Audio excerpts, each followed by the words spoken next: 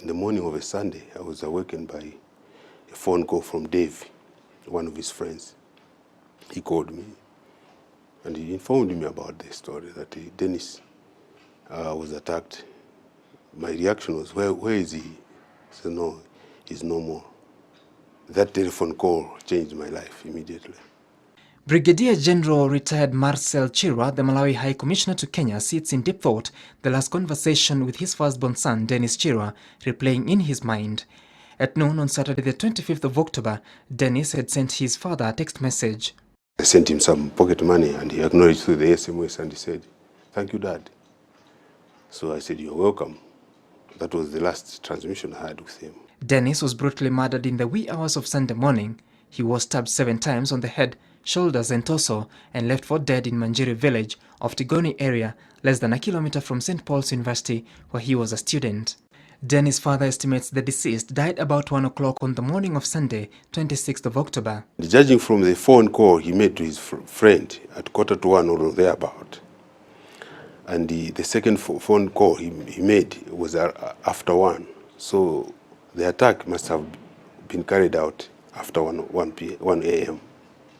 Now, according to the police, Dennis was attacked about 15 meters from here. That would be where that boy is standing. But then again, he was able to walk in his injuries up to in front of this gate where he called for assistance in his screams. But then again, no one responded. And this is where he succumbed to his injuries. According to residents near the crime scene, Dennis pleaded for his life, but the killers showed him no mercy.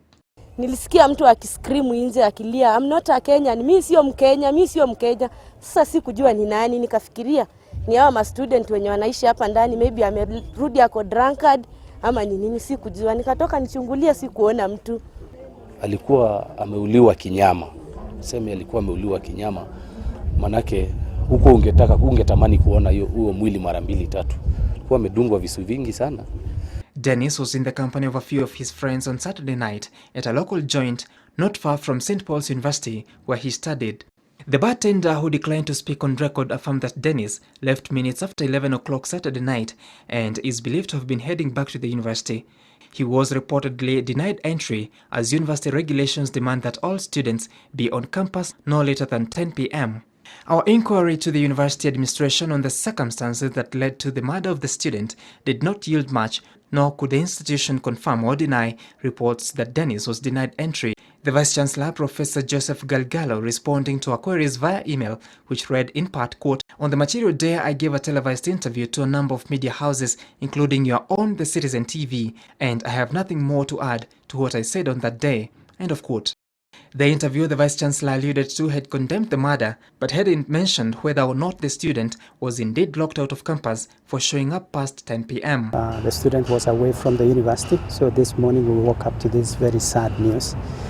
Details are still sketchy. Police have taken charge of investigation. The Malawian envoy isn't satisfied with conduct of the university's administration following the death of his son. It is surprising that the university has not come back to me. Not only coming back to me with the information, but coming back to me to say condolences. They have never come back to me, even if at the time we had the last funeral service in my home, there was no representation from the college. Attempts to speak to friends of Dennis, some of whom were with him moments before he met his brutal death, were futile. It will emerge the university was not comfortable with the students speaking to the media about Dennis' final moments. It has been more than a month since the student was killed, but police at Tigoni police station say investigations are ongoing. Although police sources claim that 3 suspects had been taken into custody, Citizen TV has independently established that the police haven't in fact arrested any suspect in relation to the murder, a position confirmed by police spokesperson Zipporah Mboroki. So far, 10 people have recorded their statements in regard to his death and his mobile phone. We have taken it to the Safaricom so that we can retrieve the data and to see the last people whom we communicated with so that we can be able to come up with the investigations and the findings of the case. So far, there's no arrest which has been made.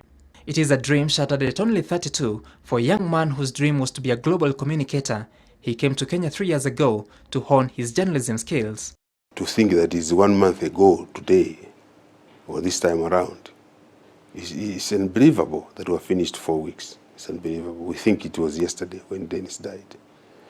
Being the firstborn and being the leader, he was actually the heir to my destiny.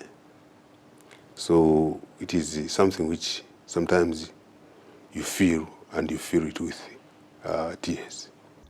For now, his family have more questions than answers. If I know the reason why he was killed, if I know who killed them, I'm at liberty. I'm speaking on behalf of my family. I'm at liberty to forgive them. Because whatever we do, Dennis will never come back. But we have known the reasons why he was killed. The search for justice is slow and painful for this family, trying to maneuver through bureaucratic red tape in a foreign land. Sam Gituku, Citizen, Live at 9.